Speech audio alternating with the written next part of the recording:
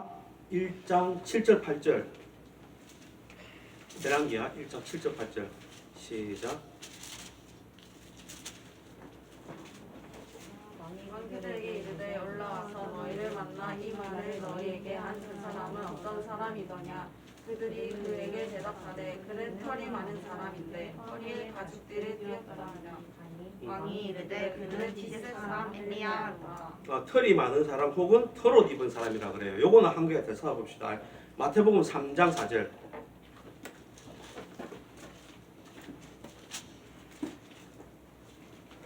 자 시작. 이 여호와는 낙타털 옷을 입고 허리에 가죽띠를 띠고 음식은 메뚜기와 석청이었더라.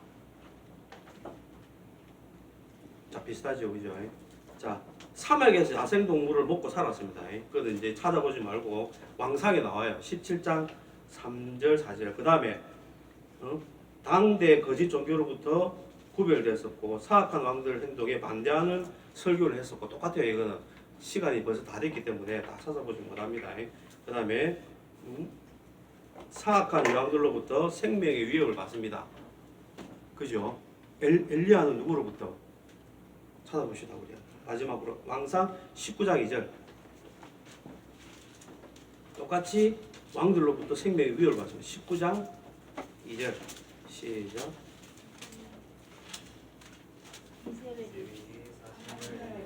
보내어 이르되 내가 내일 이맘때에는 반드시 네 생명을 저 사람들 중 한 사람의 생명과 같게 하리라. 그렇게 하지 아니하면 신들이 내게 벌 위에 벌이 내림이 마땅하니 하니라. 바알 선지자들 다 죽이고 나니까 이세벨이 이제 엘리야를 잡아 죽인대요. 그래서 엘리야 도망가잖아. 그죠? 로뎀 나무 아래 가가지고 하나님한테 이야기합니다. 나는 더 이상 못하겠습니다. 내가 이렇게 큰 일을 했는데도 내 목숨을 이세벨이 죽이러 오니까 이제 뭐 현타가 온 거예요, 실은. 그래가지고 로뎀 나무 밑에서 나를 죽여달라고 그렇게 하는 거예요. 세례요한도 그랬잖아. 감옥에 갇히니까네 현실적으로 타격이 오는 거야, 진짜로. 내가 하고 있는 게 맞나? 똑같은 거야. 엘리야가 걸었던 길이나 세례요한이 걸었던 길이나 똑같은 길을 걷고 있는 거예요. 근데 세례요한이 봤던 길을 눈으로만 보니까 그게 답이 없어지는 거예요. 그래서 예수님이 뭐라 그래요?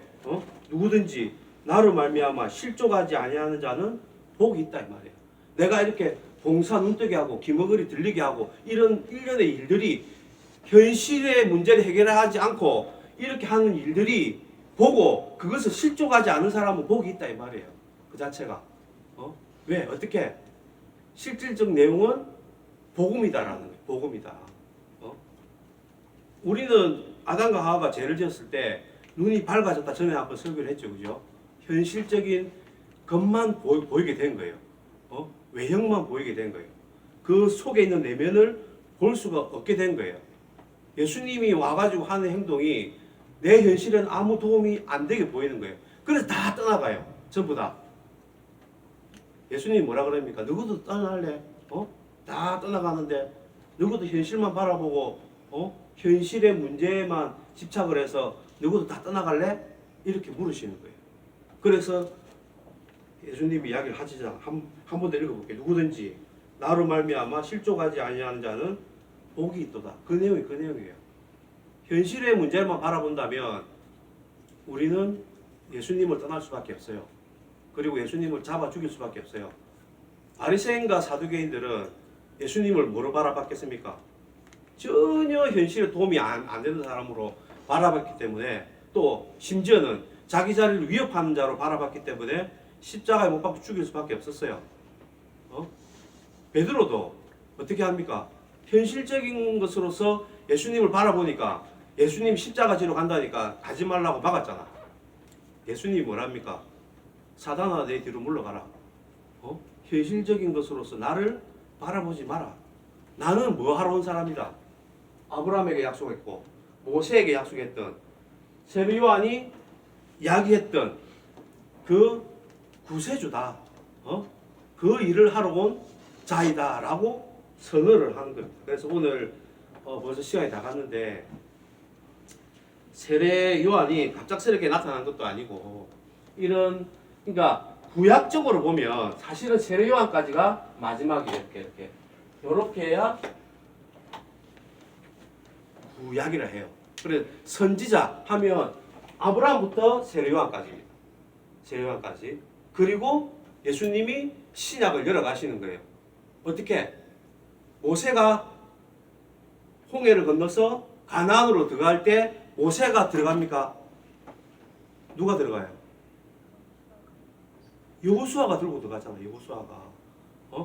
모세는 뭐의 대표자입니까?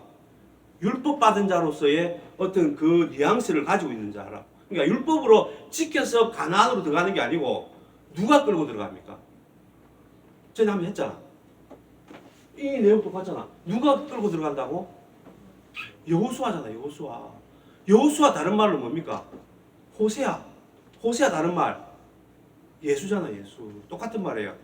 여호수아, 호세아, 예수 다 똑같은 말이에요. 하나님은 구원이시다. 그래서 여호수아가 모세는 가나안에 못 들어가고 멀리서 바라보기만 하고 그 요단강을 건널 때 누가 건넙니까? 여호수아 건너잖아요. 여호수아가. 세례요한은 뭐 예수 그리스도의 길을 예비를 하시고 이제 드디어 예수님이 입성을 하잖아. 가나안에 예루살렘에 뭘 타고? 나귀를 타고. 왜 나귀를 타고 가시죠? 정복자가 아니라 이 말이에요. 세상의 문제를 해결해 온 정복자가 아니라 이 말이에요. 그렇게 들어가시는 거예요. 예수님이. 구원은 이것이다. 응? 네가 뭘 잘해서 잘나서 내가 열심히 신앙생활해서 구원받는 것이 아니다. 네가 열심히 율법을 지켜서 구원받는 것이 아니다. 내가 데리고 들어간단 말이에요. 누가? 예수님이 데리고 들어간다 이 말이에요. 그 퍼포먼스를 한 거예요. 구약은. 많은 사람을 세워가지고 그 정점에 있는 사람이 누굽니까? 세례요한. 시작하지만은 마지막 선지자 세례요한을 통해 가지고 그 내용의 마침표를 딱 찍어버리는 거예요. 열심히 할례를 받고 열심히 모세를 통해서 건지고 시내산에서 율법을 받고 했던 일련의 모든 과정들은 어디에다가 수렴이 되는 겁니까? 그러니까 세례 요한을 통해 가지고 그 내용들이 밝게 드러나는 거예요.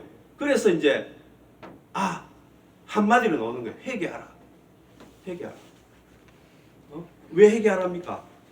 누구는 회개하라 해놓고 사두개인가 바리새인 나오니까 뭐라 그러면 세례 안 주고 있잖아. 뭘 뜻하는 거예요?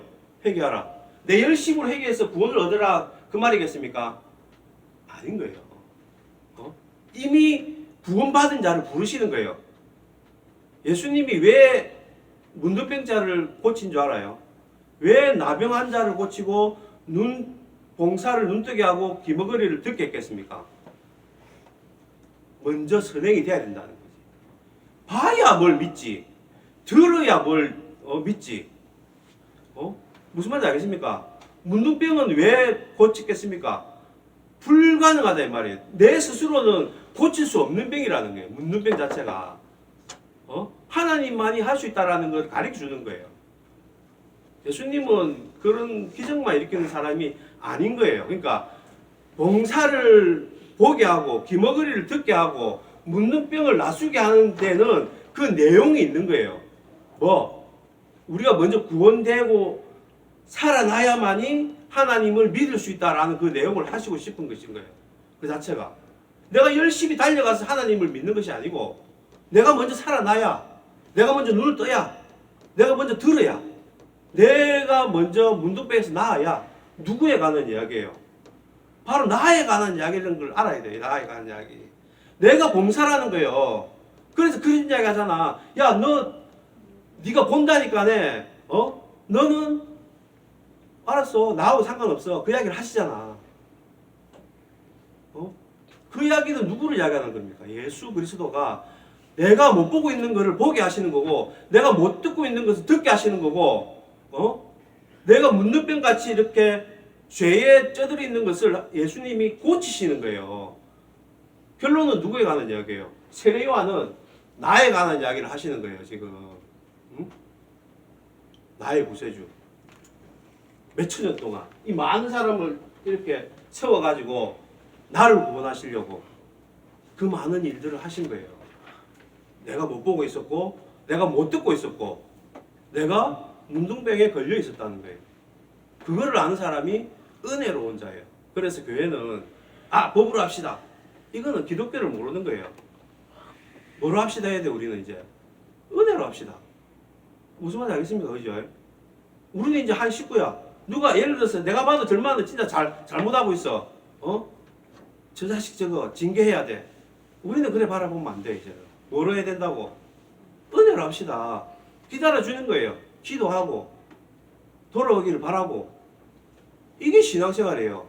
이게 복음생활이고 이게 하나님과 함께하는 생활이고. 아무튼 뭐 주저리 지났지만 결론을 맺고 넘어갑시다.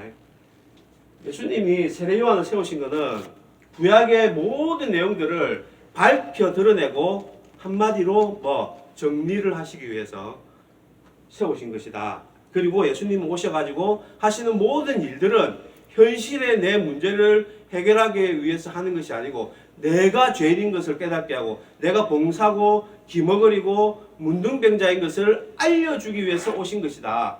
먼저 그 사람들을 실질적으로 하게 하시면서 이중적으로 뭐 내게 한 내용이 널 그렇게 하게 하겠어. 너를 그렇게 고치겠어. 라는 신념인 거예요. 그걸 지금 하고 계시다는 거예요. 그거를. 어디에서? 교회를 통해 가지고. 응? 근데 교회를 안 놓을 수 있습니까? 이 교회가 얼마나 중요한 거예요. 그래서 건물을 이야기하는 게 아니에요. 우리 믿고 있는 이 자체가 교회잖아. 이렇게. 이런 해석들은 교회를 통해서만 나가는 거예요. 주일이 얼마나 중요합니까? 내 목숨과 내 나에 대해 사실은. 세상이 이리 중요합니까? 하지 마요 그러면. 일로 와요 그냥. 그리고 열심히 나가서 일을 하세요. 일주일 내내 오라는 소리가 아닙니다. 한 번이라도 주일 하루라도 나와서 하나님께서 이야기하실 내용들을 이게 그런 내용이구나. 저 말을 하고 싶어서 나를 오라 하셨구나. 라는 걸 깨닫고 살아가는 여러분이 되시길 바라겠습니다. 기도하시겠습니다. 하나님 감사합니다. 짧은 시간이지만 두서없이 전한 것 같지만 주여 우리 주님께서 은혜를 주시어서 우리 성도님들 잘 정리하고 하나님의 자녀답게 하나씩 하나님을 알아갈 수 있도록 주여 인도하여 주시옵소서. 감사하며 예수님 이름으로 기도합니다.